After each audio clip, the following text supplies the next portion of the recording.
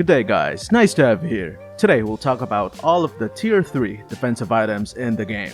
We'll cover not just what each item can do, but also what situations they are most applicable in, and what other items or heroes go well with them. If you'd like more content like this, be sure to hit like, share, and if you haven't yet, subscribe to the channel. Before we proceed with the main part of the video, let me first remind newer players that item effects and attributes labeled as unique do not stack. That means in most situations, buying duplicate items is not a good idea. Only regular effects and attributes can stack, and anything labeled as unique cannot. Twilight armor is a very powerful item against heroes that deal tremendous burst damage in one instance. Any single instance damage that goes beyond 600 is greatly reduced. The damage reduction also scales based on how high the wearer's max HP is. The greater their max HP, the greater the reduction. Damage reduction has a 5-second cooldown. The item has a very low defense though, so I do not recommend using this as a starter defensive item. In addition to its low defensive stats, another problem is the fact that enemies may try triggering its effect using their other skills in order to force it to go into cooldown, allowing them to attack you with their most powerful skill without any worries of getting their skill damage reduced. Because of those two problems, it's best buying this item once your hero has enough physical and or magic defense. Having decent physical and magic defense will help you reduce their other attacks' damage, thus making it harder for them to bait or force activate Twilight armor's effect. Never ever buy this item against heroes with multi-staged or continuous damage, since its effect does not block or reduce such attack types. This is highly recommended against heroes such as Hilda, Aldous, and Diroth. This can be very effective against X-Borg since his first and second skills are not capable of triggering Twilight's effect. Therefore, you should be able to protect yourself from X-Borg's ultimate using this item. And yes, if you're asking if Twilight armor affects true damage, you are correct. It can even reduce the turret's damage. On the other hand, this item is useless against heroes like Chang'e, Kimi, and Claude. Bladed armor is a very useful item against physical damage heroes that rely a lot on basic attacks, especially those that benefit from critical attacks. This item has tremendous physical defense, reduces the attacker's critical damage, and also deals a portion of the attacker's basic attack damage back to them. Not only that, it also slows them by 15%. What makes this item iconic though is its ability to deal damage back to its attacker. This damage return also scales based on how high the physical defense of the wearer is. The greater the physical defense, the greater the damage of bladed armor becomes. This is why it's ideally equipped from the mid to late game or once you have another physical defensive item. These items work great with bladed armor, but what makes it shine brighter is Dominance Eyes. Allow me to explain. Bladed armor deals damage to the attacker equivalent to about 20% of their full damage. That basically means you are cancelling out their life steal. Dominance Eyes, just like bladed armor, has tremendous physical defense, therefore helping bladed armor improve its damage. And since Dominance Eyes reduces all forms of regeneration by half, including life steal, that means your attacker, with the help of these two items, virtually have 0 life steal. One of the issues with bladed armor though is the fact that it triggers the turret's aggro, or in other words, if you are within the enemy turret's range and one of the enemy heroes decided to attack you, bladed armor's effect damage will trigger the turret to start attacking you. So always be on high alert whenever you are using this item. Another issue with it is it only returns or deals damage back on attackers if they use basic attacks. Basically, this is not very effective against heroes that does not rely heavily on their basic attacks since you will barely trigger bladed armor's effect damage. Immortality is a defensive item with mediocre stats. To be fair, you don't buy it for its stats anyway. You buy it for its unique passive that resurrects the wearer upon death. Pretty straightforward, right? It does have some nifty tricks though. For instance, X-Borg gains an additional advantage when this item is used. Upon resurrection, X-Borg gains a full bar of Farago armor, thus giving him that extra layer of protection.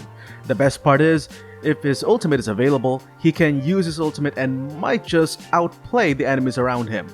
Another perfect example is Masha. Upon resurrection, she gets a fresh fill of energy which allows her to fill her HP up. That, however, relies heavily on how fast you are and how slow the enemy is, since you need to use her healing ability before they deal damage on Masha. Dominance Eyes is an item with decent stats. Nothing remarkable, but good enough. What makes it amazing though is its unique passive that reduces the attack speed of nearby enemy heroes to 70% from their current attack speed. That's pretty remarkable since it will slow close by enemies even if they are attacking your allies instead of you.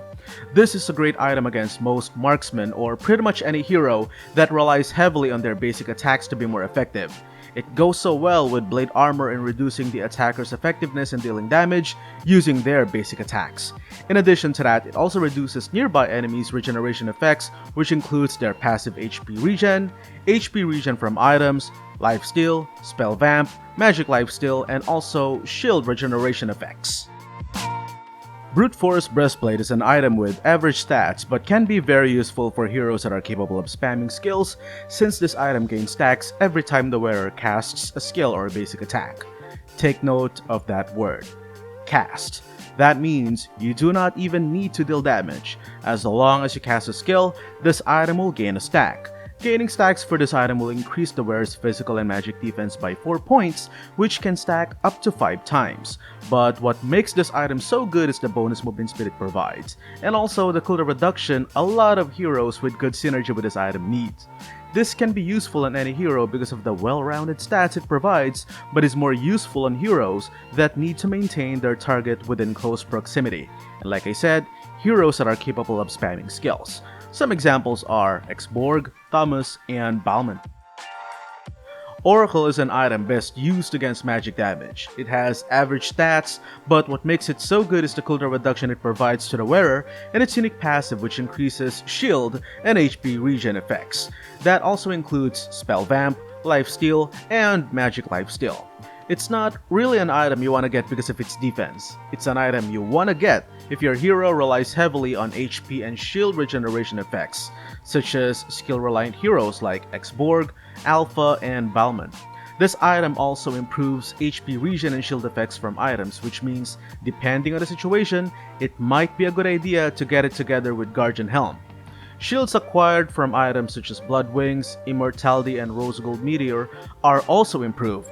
However, the difference is not as significant as the improvement it does to Guardian Helm's HP regeneration. So using it really is up to you.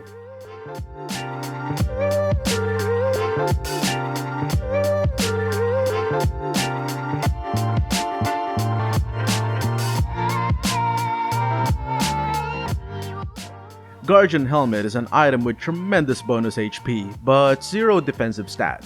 What makes this special though is the absurd HP regeneration it provides. Thanks to its unique passive, the wearer's HP regen will be dramatically improved every time the wearer is outside of battle. It's an excellent item to have for heroes that rely on their HP as cost for their skills, such as Masha and Hylas, and can be very useful as well for heroes that excel in sustained teamfights such as Hilda and Uranus. Antique Cuirass is one of the most used items because of its effectiveness in protecting its wearer from attackers that rely on physical damage. This item has very good stats, but what makes it great is its unique passive. Whenever the wearer of this item is struck by a skill, the attacker's physical attack will be reduced by 8%, which stacks up to 3 times. Let me further explain how it works. What triggers Antique Cuirass' unique passive is skill damage. The enemy hero affected by its unique passive is the hero who used the skill that damaged the wearer of Antique Cuirass. Once the unique passive of Antique Cuirass is activated, it will reduce the physical attack of the attacker, therefore reducing all of their damage dealt that scales according to their physical attack. Since this item debuffs the attacker's physical attack, it will not reduce the other enemy hero's damage dealt on the wearer unless they themselves used a skill on the wearer, therefore allowing Antique Cuirass to also apply the debuff on them. I'm not sure if I am making sense, but in case I am not, feel free to ask some questions in the comment section. Radiant Armor is a pretty straightforward item. It has very good stats and is an amazing item against magic damage dealing heroes. Taking magic damage from any source gives this item stacks, which improves the wearer's magic defense. Since the unique passive of this item scales based on the hero level, it is wiser to get this from mid to late game when its effect is at its peak. This is an amazing item against heroes that deal DPS or burning magic damage such as Chang'e, Kimi, and Aemon. Cursed Helm is a defensive item with low magic defense but very high bonus HP. What makes it special is its ability to burn hostile units around the wearer. The damage it inflicts is based on how high the max HP of the wearer is and is ideally worn by heroes that can last for extended periods of time in battle. Some players, for some reason, buy this item but do not get other defensive items. That, my friends, is very wrong. Again, the main point of having Cursed Helm is for you to deal as much damage as possible by staying alive in battle. If you do not have other defensive items, you are just wasting Cursed Helm's potential. Either you get Cursed Helm and a bunch of other defensive items, or you do not get Cursed Helm at all. Never ever use Cursed Helm as the only defensive item. Cursed Helm is effective on a lot of heroes. If the hero you want to use has very high HP, high defense, or has tremendous healing and regenerating capabilities, then it might be a good idea to get this item. Some examples are Thamus, Hylas, and Balman. Athena's shield is a very powerful anti-magic item with good stats. Its unique passive is pretty special because instead of increasing the wearer's magic defense, it directly reduces incoming magic damage by 25% for 3 seconds. This is actually very good since items that penetrate magic defense will not work against Athena's shield's unique passive. The only downside is it has a 5 seconds cooldown. But apart from that, this item does not have a true weakness and can be effective against a lot of magic type heroes. This item is ideal against heroes that deal burst damage within a short period of time, or what most people would call nukers. Heroes like Eudora, Veil, and Aurora will have a challenging time against a hero wearing this item. Thunderbelt is a semi-offensive defensive item because of its unique passive. It has average stats but really shines in the hands of a hero that cycles through their skills and basic attacks. After the wearer casts a skill, the next basic attack is empowered or enhanced by this item, which deals true damage to enemies within its range and slows them. The damage inflicted is based on how high the extra HP the wearer has. This can be an excellent item for supports and also heroes that need to slow their targets in order to take them down. This works really well on heroes such as Thamus, Aldous, and Esmeralda. Queen's Wings is a defensive item with decent bonus HP, some spell vamp, and cooldown reduction. Its unique passive reduces all forms of incoming damage by 20% the moment the wearer's HP drops to below 40%. In addition to that, it also improves the wearer's spell vamp tremendously once this effect is activated. The only problem is it has a duration of only 5 seconds and a ridiculously long cooldown of 60 seconds. Very few heroes use this item since it is extremely situational. Number 1. It's best used against heroes that deal burst damage based on missing HP, or in other words, heroes that have skills best used on targets with low HP such as Deroth.